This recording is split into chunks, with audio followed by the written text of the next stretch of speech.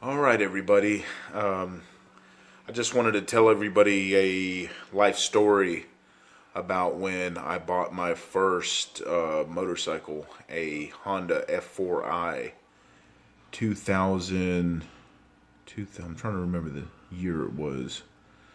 2001, I believe. Yeah, I believe it was 2001. Brand new F4i. I think it was the first year they came out with the Honda F4Is. It was the yellow and black model. Oh, I love that bike. Bought it brand new over in Conyers.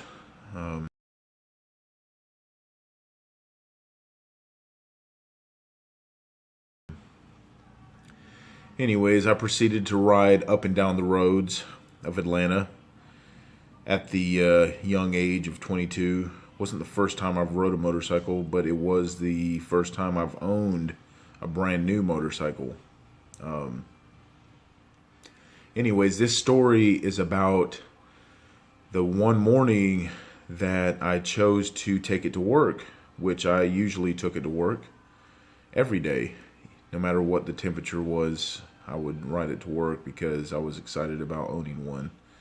And being as young as I was going to take it to work.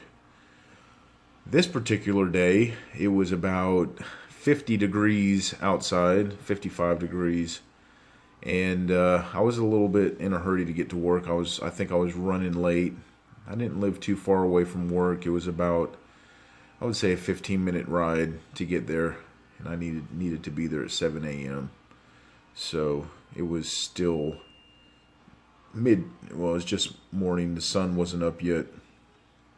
Anyways, I was proceeding to go down Moreland Avenue. Trying to think of the highway.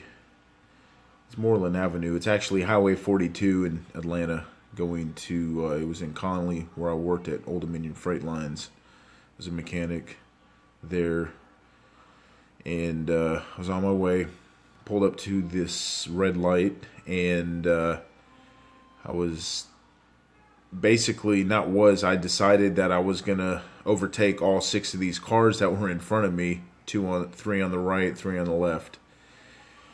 So the light turned green, and I proceeded to throttle up. First gear, second gear, third gear, going down the center lane. You know, the center lane. Anyways, on a motorcycle, the center lane, sometimes it's easier to get there than you think it is. Especially on a little 600 like that.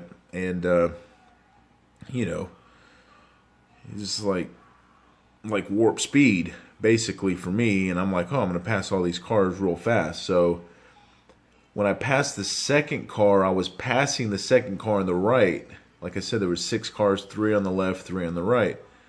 Very swiftly passing the car on the right, the guy like spit a big loogie out of his window, and I mean, it landed right on my face mask, right there, and I was like flying. I was probably doing 60 miles an hour when that happened, and I was flying past him. So it was like a perfect shot. Like, what a jerk! Like spit a big, like, you bitch, you're going faster than me. How dare you go that fast in the morning time when I'm trying to be in this slow ass car.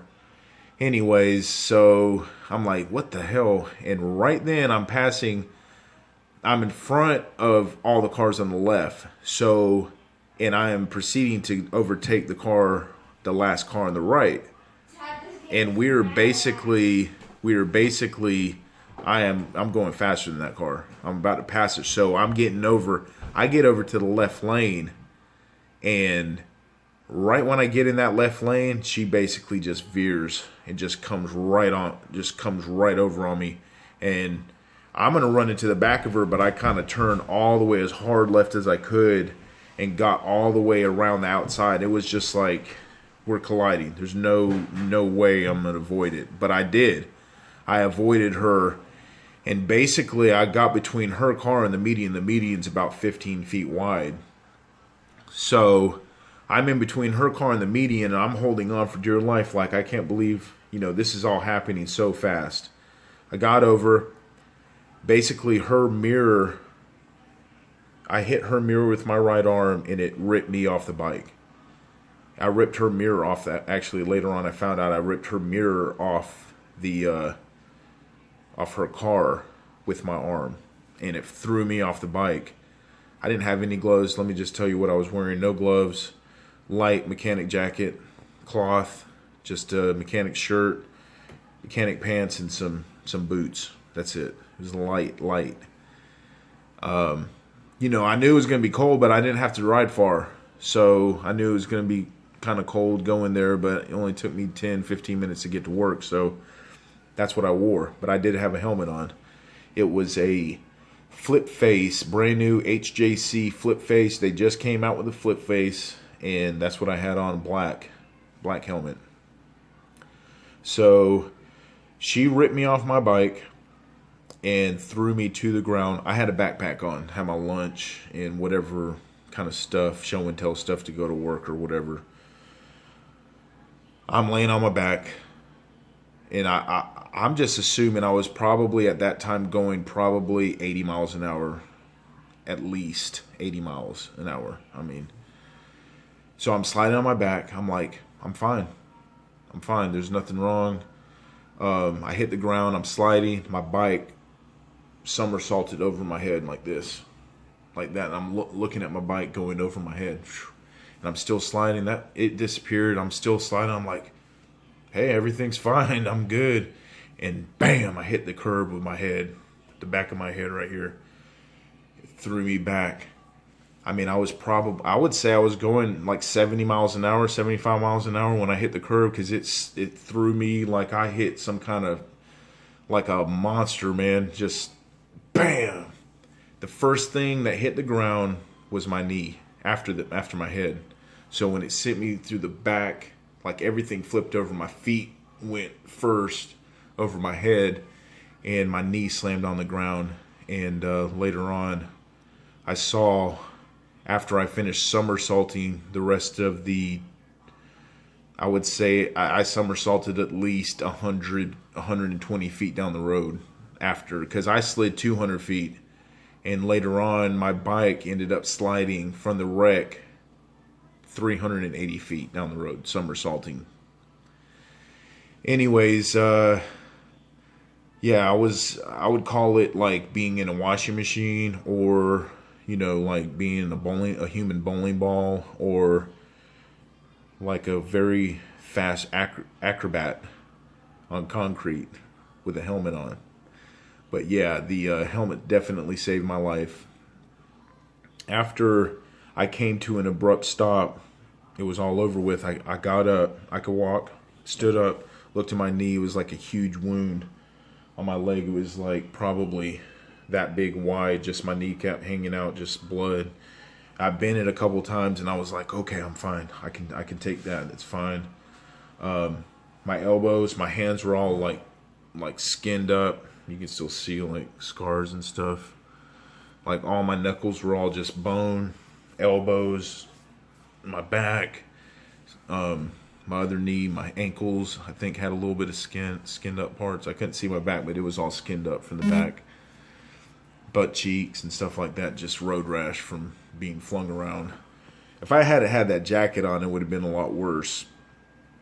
But anyways, I was fine. I didn't have any head injuries. I got up and, you know, I'm like, okay, I'm okay. I can walk around, and then the pain set in.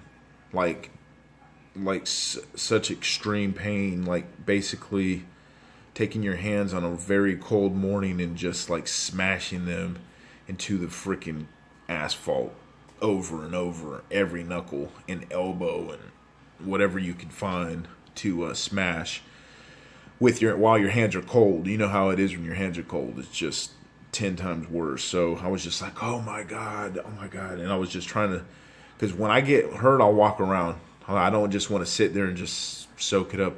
I want to move around. But everybody had gathered around at that time, and they're like, hey, you're walking out into oncoming traffic. You know, you need to come over here and sit down. I was like, just kill me. I know I said that a couple times to whoever it was that was like guiding me to this dry dock, because it was over here. There was like some businesses, and everybody's just getting up.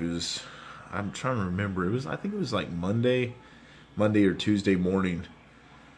Sat me down. They were like, "Are you okay?" I'm like, "Oh no," and then it just kind of like, I just kind of let it go, and I think I went into shock because I was bleeding a lot and I was just in extreme pain. I think when you're in that much pain, you just can't take it, so your body kind of just shuts down, and I just like kind of like relaxed. The adrenaline kind of faded away, and I just kind of like let it go. And then they took the helmet off, and my helmet was completely incaved where the joints for the where the hinge was for the face mask that popped up. It was like totally bent in, and it was wrapped. It was skinned like probably 1.5 times all the way around, like white, because it was a solid black helmet.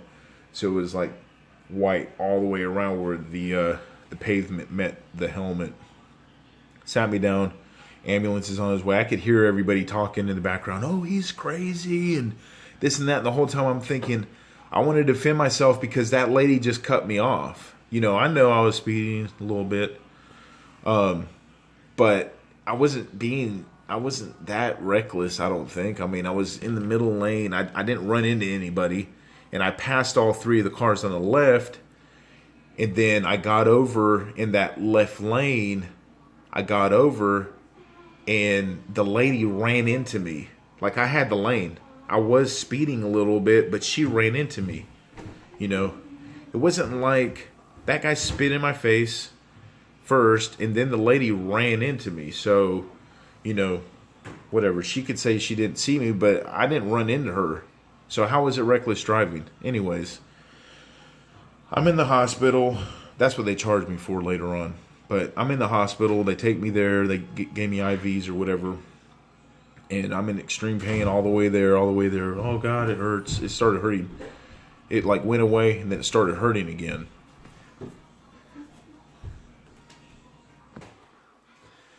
So anyways, I'm in pain. I get to the hospital.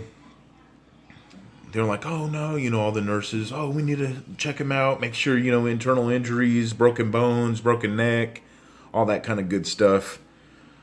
But I told them they're like, are you in pain? I'm like, I'm in extreme pain, you know, please take the pain away. They gave me morphine. Right when they gave me morphine, I was like, I am ready to go home. Like, I didn't feel any pain at all. It's almost like I can relate, like, when you see these war movies and they give, like in a Vietnam movie, and it's like, we're going to give them a shot of morphine. And they had just the most excruciating pain going on. And they give them a shot of morphine. And it's like, there's no pain. I feel great. You know, that's the way I want to go out. But anyways, I didn't go out. I just kind of was like, okay, I feel fine. But actually, the last thing I remember for that few seconds was, we're losing him. And then I kind of blacked out. So I guess I did kind of fade away. And I think that's what morphine kind of does. It just drops your blood pressure. And if you're in that bad a shape, I guess you just kind of like go out. But then I woke back up, you know, and they said we can't give him morphine anymore. I woke up later on. I forget how long I was out. I was in and out a lot. I didn't have any head injuries, though. It was just kind of like the shock of the traumatic beating that I took of my body just going down the road, and all the skidding up and the pain that I endured from all the burns on my body, I guess. But so then, instead of giving me morphine after that, they gave me this stuff called Haldol, and it basically made the shadows on the hospital, on the ER room walls spin. And that was kind of weird, but I didn't get sick. It was just kind of like, dude, does everybody see all the shadows? They're kind of spinning on the wall, you know. And everyone, no, we don't see that. I'm like, yeah, they're spinning for real. This is it's not an illusion, but it was just that the drugs. But anyways, so you know, it took me about 3 weeks to recover. I got home. I spent one night in the hospital, and then they released me. You know, they thought I was stable because I didn't have any broken neck, no head injuries, no broken bones. They're like, oh, this guy's just like burned real bad. Let's just send him home. He's going to be all right. Oh, yeah, they on my knee, that was probably one of the worst things. It was, they had to stitch it like almost like a triangle, like the flux capacitor from the Back to the Future. That's how it was, like a 3 thing. But after they stitched it together, it was still like a burn like that big, just goo. And they were like, we probably are going to have to do a skin graft, but they didn't do the skin graft. So that was good. The doctor, that kind of scared me. They were like, we're going to have to cut skin off your back and then put it on. I'm like, oh, no, don't do that. And then they didn't end up doing that. But they sent me home with this stuff called like silver cream. And basically for the next, I would say 1.5 weeks was as much pain as the motorcycle wreck, because all the burns on my body, the 3rd-degree burns all over my hands, my elbows, my knee, parts of my back and stuff. I had to put this gauze stuff. And basically what happens is it adheres to your skin heals into it. And then in the evening, you have to rip this stuff off your arms or your legs or whatever. And it rips your skin off. And it's extremely painful. And I had they gave me hydrocodones or whatever for the pain. It was still like almost too much for me to do. Blood all over the place, and I had to do that for about 1.5 weeks, and that was horrible. Then they forgot to tell me that the hydrocodones that they were giving me causes severe constipation. So about 3 days into it, I'm like, man, I haven't taken a crap in about 3 days. What's going on? And then all of a sudden, I had to take a crap, and it was an ordeal, because I'm like going to the bathroom. I'm like, this thing ain't coming out, and yeah, it was horrible. Like, because I was like pushed as hard as, it's like you pray to God, please God, I'll be so good if you just let me take a dump, and finally. I finally got it out. I thought I was going to have to go back to the emergency room and have some more surgery or whatever, but finally, I passed the mother of all dumps, and yeah, that was horrible. I wish they would have told me, the good doctors at Southern Regional, that you're going to have extreme constipation after severe pain over and over again. And I know I caused it. It is my fault. I'm just kind of telling you guys. I'm not like trying to give like a sob story. I'm just telling you what happened. But another part of the story is that the police department. This is a funny part. The police department basically tried to frame me. I'm a 22-year-old guy, young man, and didn't have a lot of money at the time. But they want to charge me with reckless driving. Well, there's no proof of how fast. I don't care, what it was. There was no proof of how fast I was going or what I was doing. There were some witnesses or whatever that didn't see a damn thing. They were in their cars going to work. It was dark outside just like everybody else, and they all said that I was driving crazy. Okay, that's fine. But I wasn't really driving. I told you exactly what I did. And they said basically, if you try to fight this, we are going to get you with driving under the influence of morphine. And I'm like, you got to be kidding me. I don't do morphine. You guys basically came into the hospital while I was like about to die. Well, you guys didn't know I was about to die or whatever. All they gave a crap about was that they were going to get a blood test from me. And they got a blood test after they gave me morphine in the hospital for pain. Then they tried to accuse me of doing morphine while I was going to work in the morning. So, that tells you, a lot about whatever kind of police department that was. So, I couldn't fight it. I was just like, whatever, I'm not going to fight this. I couldn't fight anything anyways. I was like, just in the hospital and trying to get by and just in pain and dealing with what just happened and all that stuff. And then they're trying to like frame me for driving under the influence. Well, they said that if I fought the reckless driving, that they would pin driving under the influence. That tells you right there that they did not have anything on me. If I could have afforded a lawyer at that time, I would have went to court, definitely. But I just paid the fine. It was $1,000 fine, and I had to go to like defensive driving, I think. But the only problem is that it was on my record for like 5 or 7 years that it was on my record for. Um, so yeah, but I slid 200 feet down the road, somersaulted about 120 feet of that, and my motorcycle actually from the accident site to the end of speed or end of movement site was 375 feet down the road. So anyways, I am going to post a picture of my motorcycle.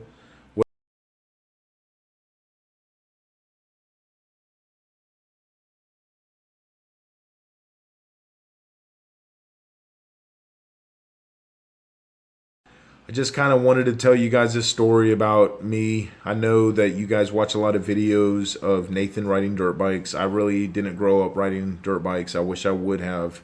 I probably would have been a good rider on them. And I'm not, it's not over with. I'm going to probably buy one. And I have that 140 TR, but it's just too small for me. And I can ride that thing. I did some jumps on it last time I was over at High Falls Motocross. But my time's kind of over with, and I got kids, and I'm just focused on, them, trying to get them, to have fun in life and, have a good time. So that's why I get him into dirt bikes, and, I'm nervous about him wrecking and stuff because I've been in wrecks and I know how it is. But anyways, yeah, he's got to get practice. He's going to get better. He's 10 now. He'll get better. I'm thinking about putting Nathan into motocross. He said he's not really ready for that, but what's it gonna do? It's not gonna hurt him to get in a race if he loses. I mean, it's just gonna get him better if he wrecks.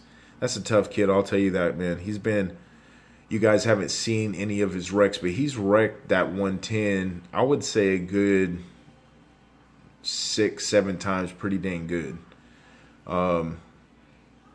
Nothing on film. There's been a couple times where he's like been in a turn and lost it like that, going like 25-30 miles an hour a few times. Nothing like running into trees. That's what I'm worried about. But anyways, hopefully he'll get better and continue to get better. That KX65 has a lot of speed on it. But yeah, back to the story. Yeah, so that's what I've done is rode street bikes, not dirt bikes, but I do like dirt bikes and have a lot of respect for them, and that is another dimension of fun as far as two wheels go. So I respect dirt bikers and street bikes and all that kind of stuff, and it's all fun. It's the funnest I've ever had.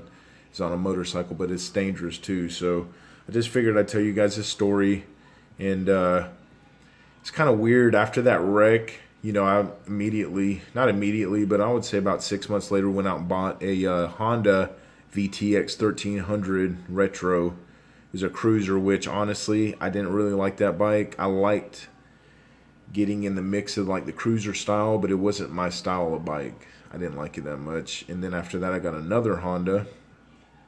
Then after that, I got another Yamaha FC1.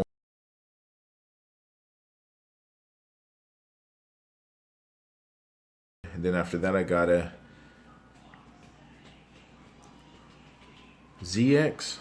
Yeah, I think that's what it is, ZX or ZR1000, whatever. Anyways, I'm sounding like an idiot right now, but I'll show you a picture of that bike too. I rode that for about a year and then sold it. And Nathan was young. I used to put him on the tank of that and ride him around the block, and I think that's where he got addicted to riding bikes, and then bought him that pocket bike. So if you guys want to check that out, I got that video with him when he's 3 on his first Razor pocket rocket. So that's kind of cool. But back to after the accident, it was weird because it was almost like I had a sixth sense of danger after that on motorcycles. I could, like, everything would be in slow motion when I would get in like a hairy situation where it was like a bunch of cars coming or cut me off or whatever, or slamming the brakes on. I had to lock it down. I could really just kind of think my way out of it, and just get away from danger. Almost like in the perspective of being, you know, a dog that gets in a fight, that's never been in a fight before, and then gets in a real fight. After that dog gets in the fight, it's like a different dog. You know, it's grown up. It's like, okay, I'm ready for battle.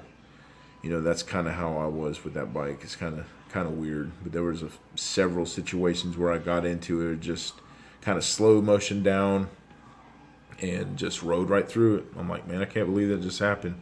Almost got in another bad wreck, but it didn't happen. So, you know, call it God or luck, or what do you guys think? If you like this life story, just give me a like. I appreciate you guys watching these videos, and just subscribe to me. We're going to do some more videos about the, I got to do some, an oil change on the KX65, tighten the chain up. We're going to do some more jumps. He's getting better at it. I'm going to take him to the, hopefully take him to a couple races this spring and see what he could do. I got him some good racing gear, so we'll see what happens. All right, guys, thanks for listening, and please hit that like button if you like this video. If you have any comments of something cool that happened to you guys, just let everybody know. And you know, let me give a shout out to everybody out there that wants a shout out. I can't remember everybody's name, but there's a lot of kids that want shout outs. But if you did, then that's you. But I will give a shout out to my son, Futuristic Gamer. He's out there, and he's doing a lot of videos, and he's getting better at it, and he's practicing. So, all right, guys, subscribe to him if you can. He's kind of cool. And talk to you guys later. Have a good night. Thank you so much.